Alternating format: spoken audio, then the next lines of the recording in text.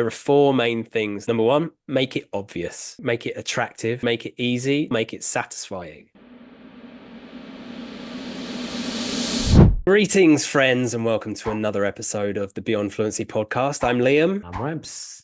And today we are diving into the subject of habit formation and how that can help you with your language learning. So, Ramps, what have you discovered in your time as a teacher about habit formation? What do you think is important about it? Good question. Before I answer that question, dive into. Nice one there. All right. I don't think Liam realized that it said dived into. See, it's just normal language to him. Yeah. So dive into. Dive Do you wanna, into, do you want to dive into that? not really. All right, I'll dive into it. To dive into something is another way to say to immerse yourself into a topic, a situation, whatever it is, learning, for example. So to answer Liam's question, Very similar to get stuck into something. You dive into something as well. Yeah. and we've gone full circle, except Oh, this time I'm the always. one saying full circle. Yeah. So pardon us for digressing for a second there. So the question was habit formation and how. Let me ask you the question again. Okay. So Ramps, you've been teaching English for a long time, right? Yeah, quite Yeah. a while now, almost a decade. So in that time, the people that you've worked with who have achieved the most, like have Mm, improved the most, would you say that having good language habits was something that helped them? absolutely.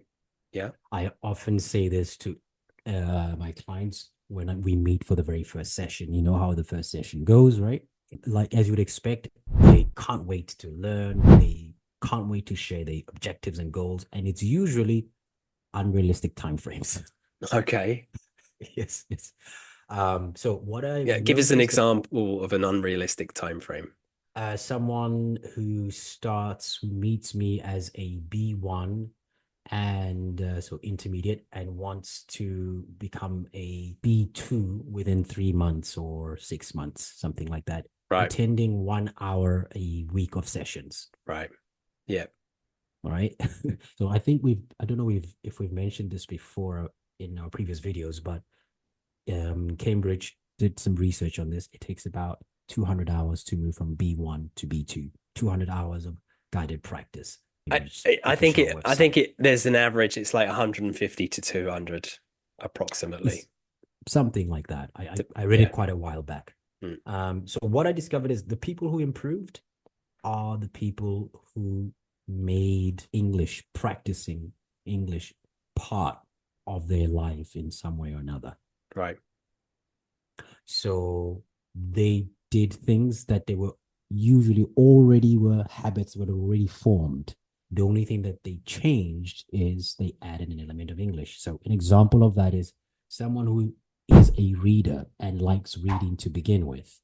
They simply started reading in English, but starting small, as we've already mentioned in previous podcasts, Right. starting with a newspaper article and gradually building up to maybe a short story and eventually a book.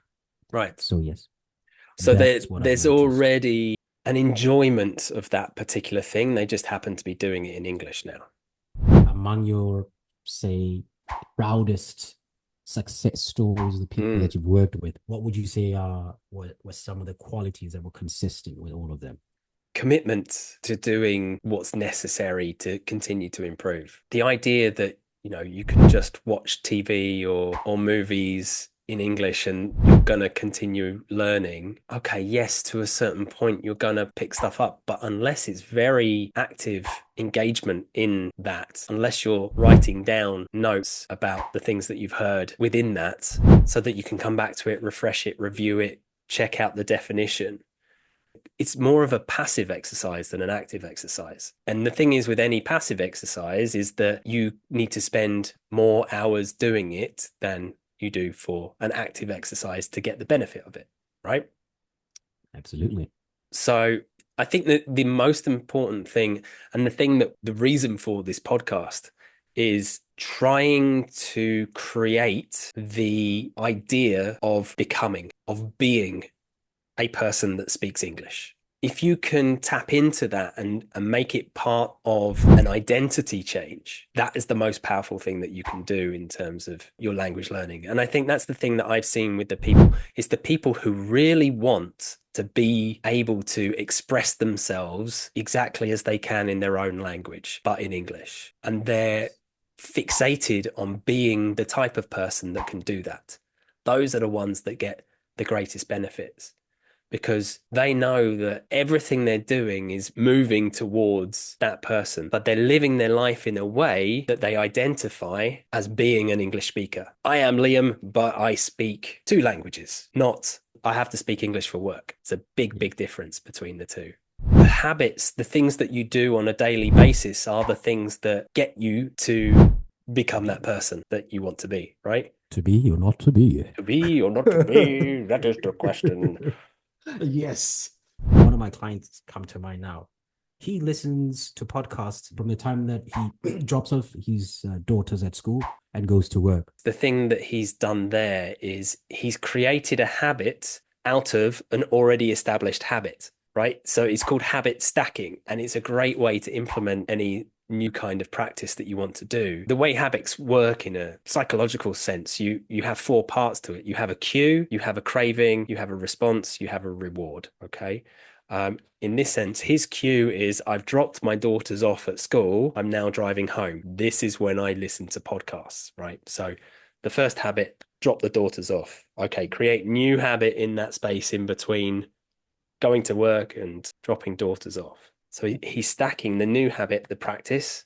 So now that he's doing that, the craving is I need the dopamine hit from feeling like I've learned something, practice. The response is I need to listen to a podcast. The reward is dopamine, the neurochemical, which is the reward chemical. Feeling good, sense of achievement. I've done my English practice for the day. So his cue is every time he drops his kids off at school, that's his cue to do his English practice. And it's a cycle. You go round and round on this cycle. So if you can create these spaces in your day, if you can take a look at your day, look at the habits that you already have. What are the things that you do every day? You know, everyone has to wake up. That's a habit, right? What do you do when you wake up? What's the first thing that you do? Do you get a coffee? Do you drink a glass of water? Do you go straight in the shower? Now, whatever it is for you, that's a habit. You do it every day. So write a list of all the habits that you already have, and then think about, okay, where can I insert my daily practice next to one of these things that I already do before I do the next thing? That's my go-to recommendation Right. with my clients, especially the busier ones among the lot. The guys, you have one or two of those clients that you almost have to schedule a different hour every week. You get to that point, you're like, hey, man, I get it. We can't just establish this hour and this day as the day that we meet. Let's do it on a week-to-week basis. My go-to is that habit stacking. Yeah. Show me your calendar. What do you do? Okay, blah, blah, blah. Okay, boom. That's usually my go-to with very busy people. So I agree. Habit stacking. Exactly. Where did you what is Well, what is it's your funny you should mention that, but I happen to have here, like, there we go. Here, this is the book. This is the book, Atomic Habits by James Clear. This is on the Beyond Fluency recommended reading list.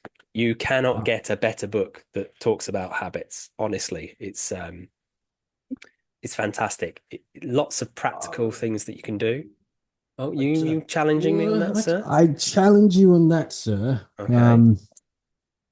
I think um, the compound effect might give Atomic Habits a run for its money. Oh, yeah, but it's a thing, Ramps. They're not in competition with each other. They work together at the same time.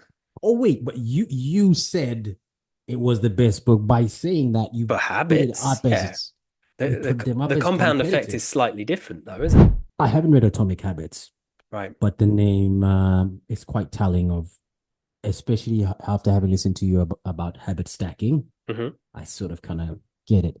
But the compound effect, I don't know what the premise of the Atomic Habits is, but the compound effect is based on the principle of little changes consistent small little changes over a period of time, Hmm. yielding huge returns. Right. Yeah. So pretty much quite similar to what you mentioned in episode 2 about remember path of least resistance. Yes. Yeah. All of this stuff is related. We've talked about consistency. We've talked about starting small and increasing how much you go. That's the compound effect, right? Atomic Habits is about the science of creating habits, Okay, so they are quite different then. right? So, but this is Yeah. why you can use them together. You use Atomic Habits to create new habits or to get rid of bad habits. And then you use the compound effect to slowly make incremental gains on that thing that you want to create a habit out of. So are you implying that it's probably best to start if you're going to read Atomic Habits, and then from Yeah, Atomic Habits I go would. on to the compound effect? Yes, absolutely. Okay. Absolutely. Because there are certain things that you need to do to simplify, to create the path of least resistance with making a habit, right? There are four main things that he suggests. Number one, make it obvious. Number two, make it attractive. Number three, make it easy. Number four, make it satisfying. Okay, so when you're trying to implement these new things, these are the four considerations that you take. Obviously, the book goes into a hell of a lot more detail individually. It gives you lots of practical examples of how you can actually do that, including the technique of habit stacking. You know, habit stacking it falls into the make it obvious category. I think I stumbled upon habit stacking just Mhm. because of working with people who are so busy. And every Yeah. time you see them, they feel guilty that they didn't do what you asked them to do the last time, for two reasons. One, they miss an opportunity to sort of develop on whatever conversation we had before, because that's what we do. We give them the activities so that allowing them to reflect on the session we had prior to that, right? Mhm. And then secondly, of course, is like, oh man, I disappointment in themselves. Well, yeah, I mean, you make a good point, and there's a quote in the book Atomic Habits where James Clear says, "You do not rise to the level of your goals, you fall to the level of your systems." Creating a habit is creating a system in your life to do this particular thing, whatever that is. In terms of your language learning, if you create the system around your practice about how you're going to improve, whether that's applying the different language learner type exercises that we covered in episode 1, whether it's watching videos, whether it's listening to podcasts and reading, listening, all of the different techniques that we share, no matter what you do, if you create a habit out of it and you have that system and it becomes automatic, which it does after around 30 days of doing something consistently, it I just like what becomes you said there. automatic, right? Becomes automatic, It becoming. Again, becomes we be, exactly, yeah. no, no, It keep becomes keep part going. of You're on a it, roll. You're on a it roll. becomes part of your identity, who you are, what you do. It becomes automatic for you. Once you're at that point, then it doesn't matter how busy you are, that part of your progression, that part of Development. your development is already covered. You get that I sense of achievement for the day already. It's done. You don't even have to think about it. You go through the rest of your day feeling good about yourself because you've done it and you know that you're walking the path to be the person you want to be. I It's think really that's powerful. no, Really powerful. absolutely.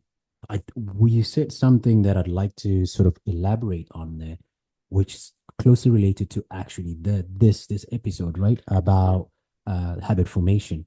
You start the day having a sense of accomplishment already. Are you saying the best time to start the habit or the system to start practicing a habit in the morning? Without a doubt. When it comes to learning a language, but particularly second, third, fourth language, whatever it is, um, do mornings.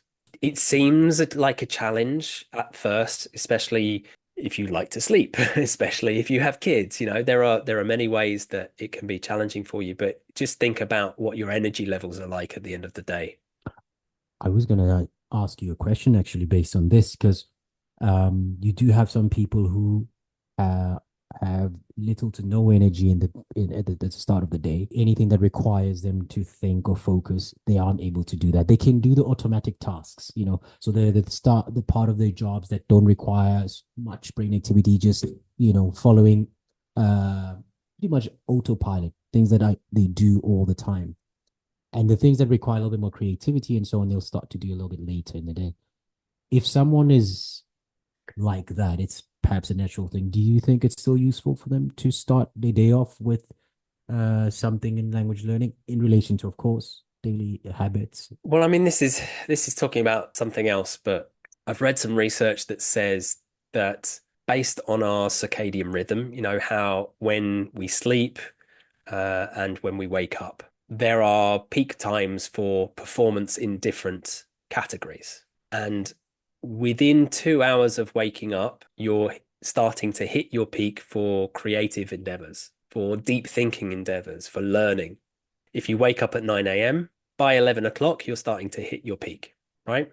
If you wake up at 5 a.m., 7 a.m. Yeah. So we have this peak in the morning, and then we have the trough, so that it comes down in the afternoon. In the afternoon, or in the second part of your day, I should say, you're generally more suited towards administrative type tasks, repetitive tasks, things that don't take much brain activity, answering emails, making phone calls, whatever it is.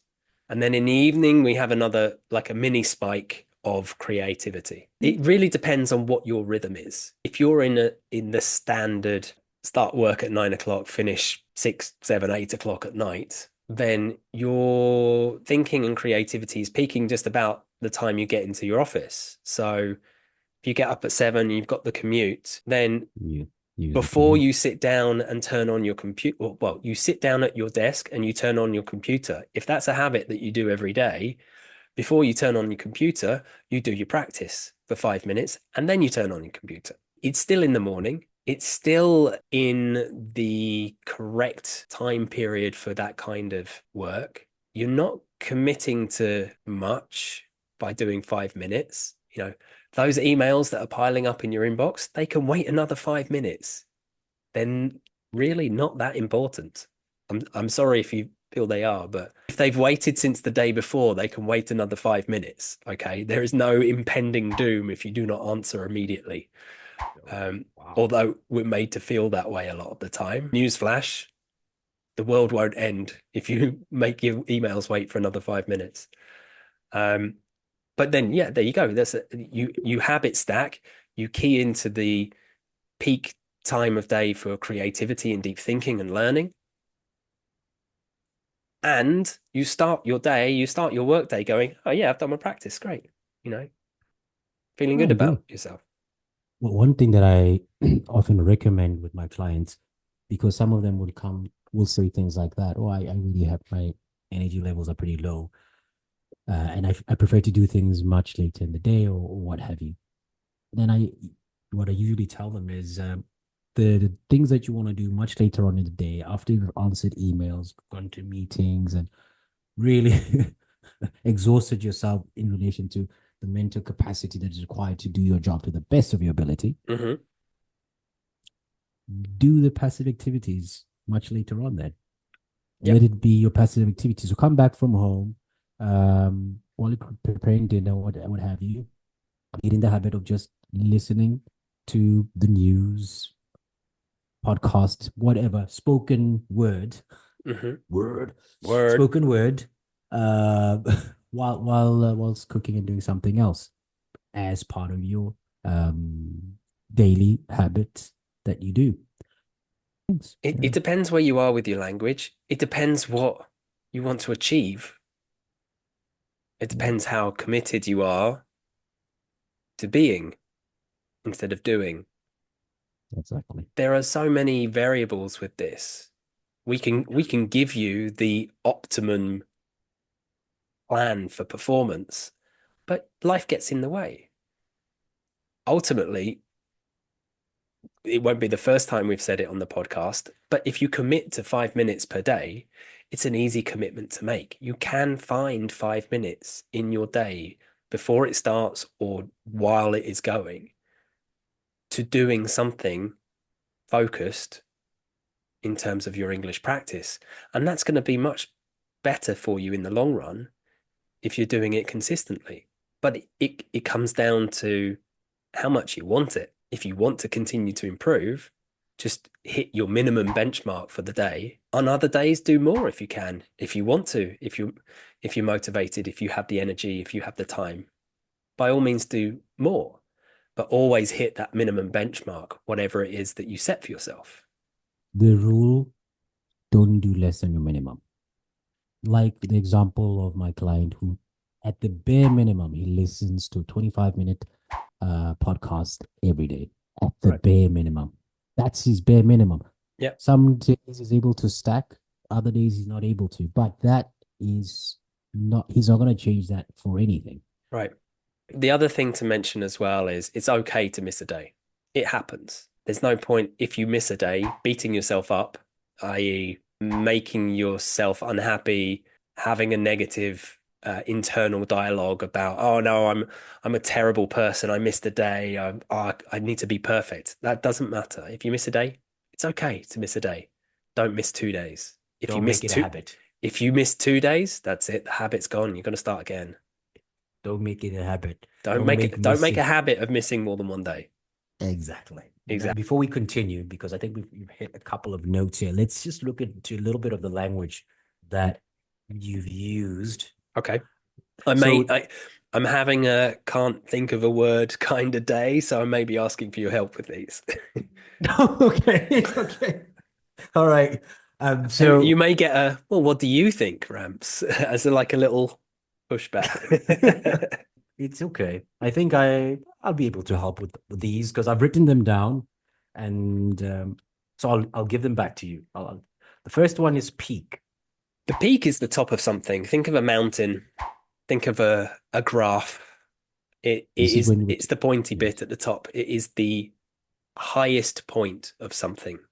So you can talk about peak performance, like performing at the highest possible point. You talk about a peak of energy. That's when you have the most energy. It's at the highest point. And that's exactly how Liam used it earlier. Another one that you used was Trough. Trough. trough. Yeah. Trough. This is a weird one. It's spelt, it sounds like trough, but it's spelt T R U G Trough. H. Yeah. Yeah. So So the trough is the missed the opposite of a pace. peak, basically. It is the dip in the middle of something. Oh, nice. Dip, by the way, can also be for chips or anything else. A sauce Yeah, that you put yeah, chips in. yeah. This is In the the beauty of afternoon, when English. you're in a trough, dip your chips. Ah, nice. Yeah. Nicely done. Have something to eat. Yeah. This is what I like. I like a lot. I like this a lot about English, right? That a word can be a verb, it can be an action, it can be a name, it can be an adjective. The very same word and the context, the same word changes. So yeah, dip. You know you can describe someone as a bit dippy as well. Well, this must be a very British thing then, If because someone is I don't dippy, recall. they're not very bright. I assume so. They're not Yeah, very that it's intelligent. very the Brits, you guys do have very sort of nice ways of let me say backhanded compliments. Diplomatic ways of insulting people. Yes. Yes, yes. Yeah, yeah. Sometimes, yeah. We Very, have. very much. Do you know? In the UK, we have so many layers to a particular emotion or situation, I think is the thing. You have many different forms of saying the same thing. So you can call someone stupid, Yeah, but if you're trying to be a bit polite but still insinuate the same thing, you could say dippy. yeah. You could say what else could you say? There's loads. Not the sharpest tool in the shed. Not the sharpest tool in the box. You could say they're a bit of an airhead. Oh, that one. I mean, that one But that's a is very American one, Airhead, yeah. I actually. was gonna say ahead is a bit more, and also sharpest tool in the shed is really or box is more. Hmm. It's an idiomatic expression that I wouldn't say Yeah. is really regional as such, but certainly dippy. One that was quite, I thought it was quite creative. I learned this from a friend, an English friend from a couple of years ago, and we were talking about aches in English. So they are the five aches, right? Headache, stomach ache, toothache, backache, Hmm. and of course, what is it? Earache. Earache, yeah. And then he said, well, the in England we have another one, a sixth ache. And I'm like, what could it be? It's like a face ache. What does that mean? And apparently, a face ache is another way to say someone is ugly. Maybe I'm not remembering this correctly, or some. No. Yep. Uh, Maybe I What was misinformed, but face it ache? was. What's face ache again? It's another way to say you ain't fit. You can You're say not, it's not fit. He ain't fit. Yeah. If you say face ache, it means a person is not good looking. they're not attractive. Yeah. It's a Okay, nice way to this say person's ugly. probably a lot younger than me then. Oh, okay. Yeah, yeah, yeah. Yeah, she definitely was. She definitely. Definitely. All right, thanks, mate. Yeah. I'm sorry. I'm sorry. You brought it up. But anyway, wait, there were a few more words, and I think the last two, uh, impending doom. Oh, I like that one. Yes. Impending doom. Not just any doom, impending doom. Yeah. Well, doom, does that sound like it has positive or negative connotations? When I hear doom, the Doom. first thing I that comes to mind is dun dun dun. Exactly. It's got a sound effect and everything. Yeah. It's got a trope. It's um, got a trope. it's got a trope. Yeah. So it. Now I have to add trope because now you have to explain trope later. Oh no, Because you're going to then, explain trope because it's a movie thing. So okay, go ahead. yeah. No, no, no, Impending doom is when something very dramatic is about to happen. It's yes. coming. It's going to be very soon. You can feel the weight of this very dramatic and evil thing that is about to happen. Then the last one that you use before you said trope is beat yourself up.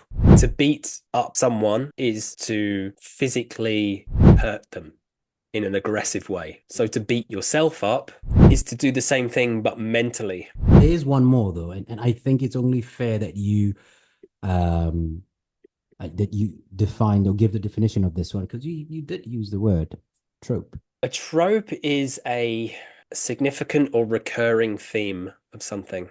If you think about the movie industry, Yeah. a movie trope is you watch a trailer for a horror movie, there's a very definite style to the trailer. In the Mm. same way that we talked about impending doom, dun dun dun, Down. it's a trope because that's a recurring sound associated to Did that idea, danger. right? Yeah, yeah, Yeah, exactly. exactly. So you see a lot of tropes in movies, particularly. There's a very definite style attached to different genres of movie, Yeah.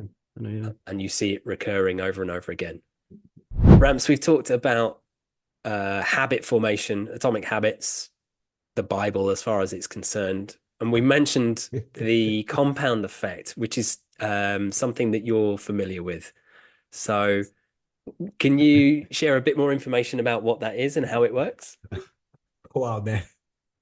That I don't think the Atomic Habits the book has ever had a better endorsement than the Bible as far as I'm concerned. I mean, if really that This is is another phrase that we use when something is like the definitive thing within a an industry or within a subject. You call it the Bible because I know. it's the oldest book in the world, isn't it? It's an a testament to say the information in this book is Religious. yeah, this will change your life. Yes. This is next level. So Um, you mentioned the compound effect earlier. the compound effect. I'm still currently reading the book. I haven't finished it yet. Mhm. So which I know you already read it. So I'll tell you what I have learned so far in the book and what I use from the book to try to help my clients. So, in a nutshell, what I've learned so far is make small, consistent changes and be consistent. But I yeah, think that's you're essentially missing it. one key piece, which is its small incremental changes. So adding on to what you're already doing by a little bit each time, so that over time you're actually increasing the amount of money you're saving, language you're learning, time you're spending on something. You're only doing it in small amounts over a long period of time because then it's much easier to sustain that type of change.